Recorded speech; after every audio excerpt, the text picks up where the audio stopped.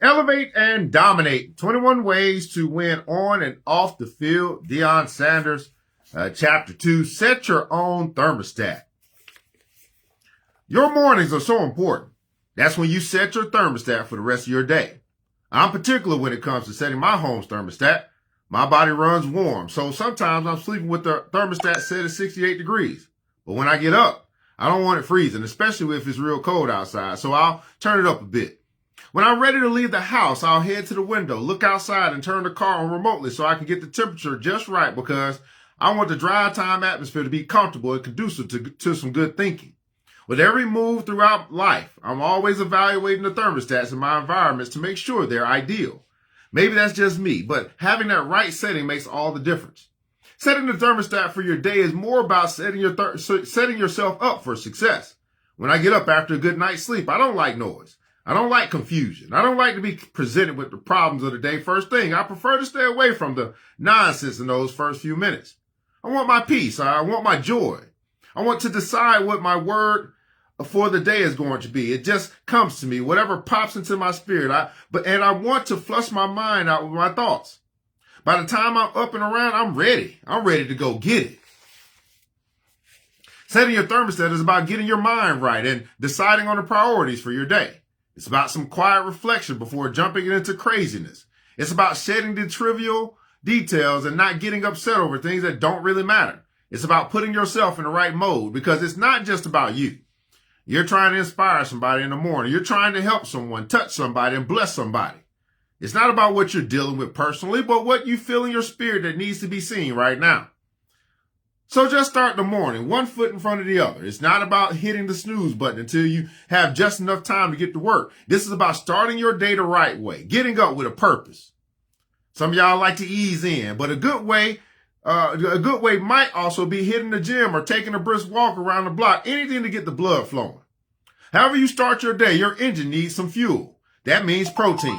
And when you're chowing down, don't forget to hydrate. You've got to keep hydrating even when you're not feeling thirsty. Whatever number of accomplishments you get done or not done in the day can usually be based on how the day got started. If your thermostat is in a good place, that's a really good sign. When your eyes blink open, you're at the starting gate of your day. Trust me. You put in a good morning, just to get stuff done and get your mind right. It's going to set the right tone for your whole day. Sometimes your family structure might cause that thermostat to be altered. If you have kids who need to get going or a spouse who needs a little attention in the morning, you might need a new plan. But you also need to find that time for yourself when you get yourself together and get ready for the fight. Because it's a fight every day. A multitude of challenges the world's throwing at you. That's okay. Nobody said it would be easy. And you wouldn't want it if it was. When you get your day started in the right way, you can respond to those challenges. Finding a good routine. We are what we repeatedly do. Excellence, then, is not an act, but a habit. That well-known quote is from the 20th century writer Will Durant, who based it on something he read in the works of Aristotle, a Greek philosopher who lived before the birth of Christ. Even back then, Aristotle was setting his own thermostat. Even back then, most successful people were following routines. I think a lot of people make the same mistake. The first thing they do is revisit yesterday. Folks need to start replaying their lowlights from the previous day. They're still mad over something that happened, something they can't fix, or they're worried about something that's coming up tomorrow. What can I do about it tomorrow? What can I do about it tomorrow? Listen to me, y'all. Yesterday is gone. Tomorrow's not here yet. You need to think about the day you're actually in. Don't miss that day. If I concentrate on my day and get that day's stuff done, it's going to prepare me for tomorrow. Just stay in the present and establish a good routine. Block all the other stuff out. If you don't, it will eat you alive. Trust me. You think success is about talent? It's not. First and foremost, success is about discipline. That's true whether you're running a business, leading a family, trying to pass your exams in school, or practicing your craft as a professional athlete. It's about showing up every day, putting in the work, and being committed to the process consistently. And the only way to do that is to stay in the day you're in. Oh, I like that. Stay in the day. Everybody put that in the comments below. Stay in the day. Wow, I like that. Stay. Oh, I'm sorry. Woo, Lord, stay in the day. Okay, I'm sorry. And the only way to do that is to stay in the day you're in. You think you can fix something that happened last week? You think worrying about the future is going to make you more efficient? All you can control is the moment. That's why it's so important to have a great routine. Having that routine is like referring to a roadmap. It helps you stay on track. You feeling a little lost? Stick to your routine. That helps you take the steps necessary to achieve your goals. Now, here's the deal about a routine. You better commit to it. You got to believe what you're committing to. You can't skip days. You got to stick to it every single day. If you're telling me that you don't have time for a routine, I'm telling you that you better find time. There's always time to prioritize the important things in your life. It must be at the top of your list. And don't think a routine is just about doing the same thing repeatedly. It's about being intentional with your time and using it wisely.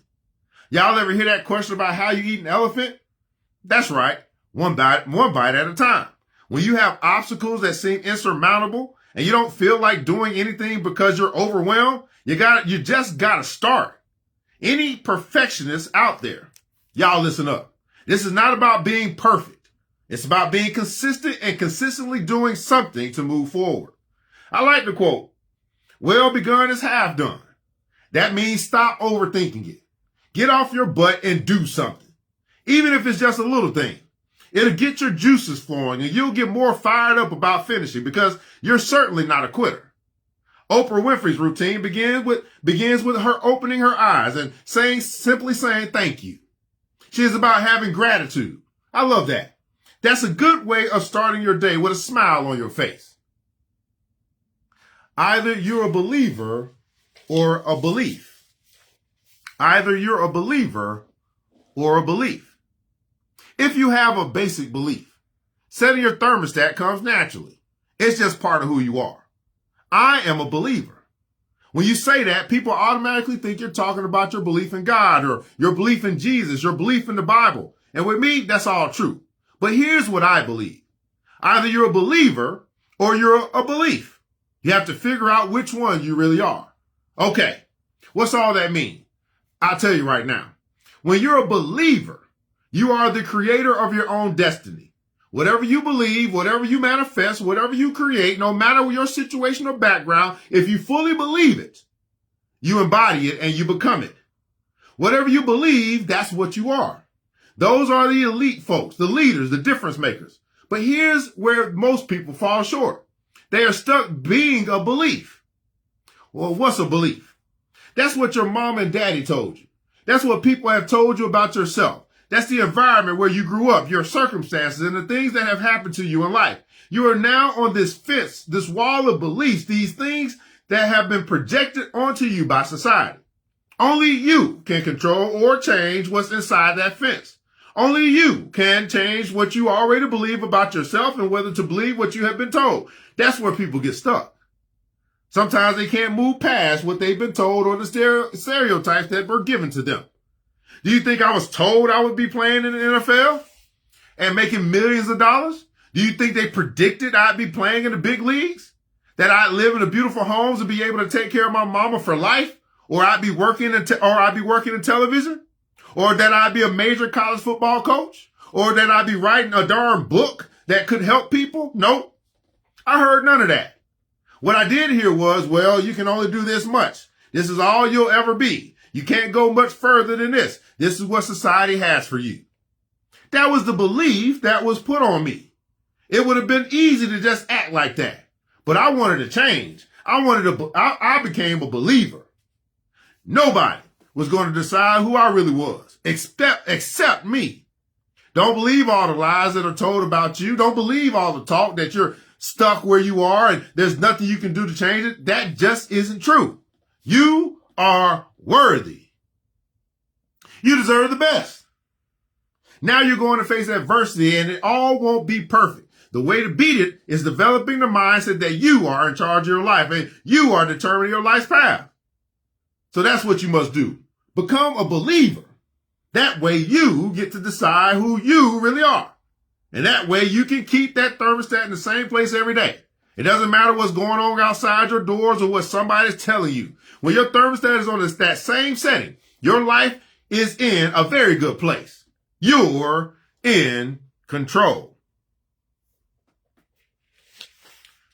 Feeding your mind. Feeding your mind. Just like it's important to fuel your body in the proper way, it's also vital to feed your mind. Is that music for relaxation? Is that a great book for inspiration? Is that listening to a podcast for some good perspective? Is that taking out your journal and writing down 10 new ideas? Is that soaking up some knowledge and learning more about the things you'll be doing that day? Is that meditating? It might be all of the above. All those things were great techniques to trigger your mind and put it in a productive place. When I was a kid, I thought being fed in the morning meant a bowl of breakfast cereal. I didn't know it also meant I could set up my own pregame show in my mind and plan the best way to tackle the day ahead. Let's break this down. Reading is like mental exercise for the brain. As I've gotten older, I've realized what a pleasure it is to be exposed to so many ideas. I love to improve my vocabulary and concentration. When I come to a word I'm not familiar with, I'll repeat it and try to find a way to use it in a sentence. I want to own that word. You can get that mental exercise with books and newspapers and magazines. Now, you can listen to books and the articles maybe when you're driving, so I'd also encourage that. I can't believe how many podcasts are out there and the range of subjects they cover. Whether you're into sports, politics, history, entertainment, or anything in between, there's one for you. It's a great way to keep up with the news and what people are talking about. I'm always learning something. And sometimes it's just a way to get a good laugh in at the start of my day. Journaling is a cool way to help you get your thoughts down on paper. It can also be therapeutic when it comes to working through anxiety or stress. Now, you don't have to be a professional writer to make this work. I promise you on that one. Just jot down a few thoughts or goals for the day. It'll help you feel more focused and motivated. What if you just need some quiet time? What if you don't feel like putting forth a great mental effort?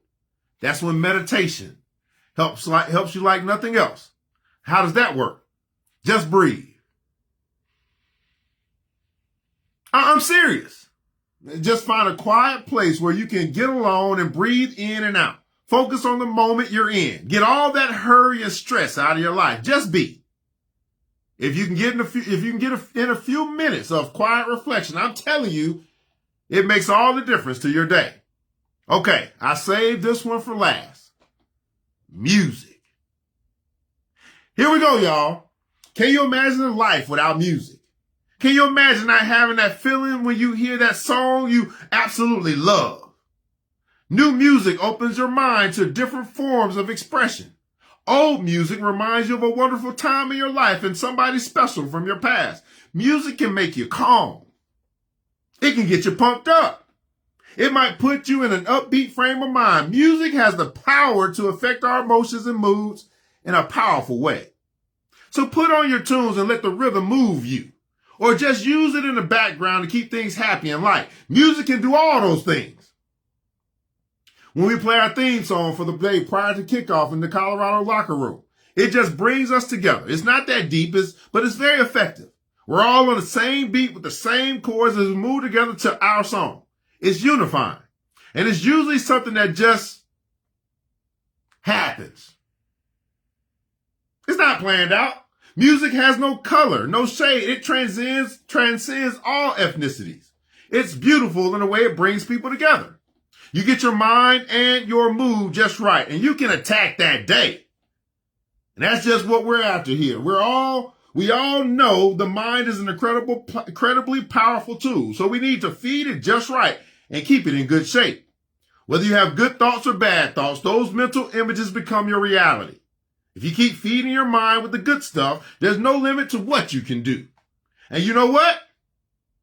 Instead of dreading the morning, you might start liking it.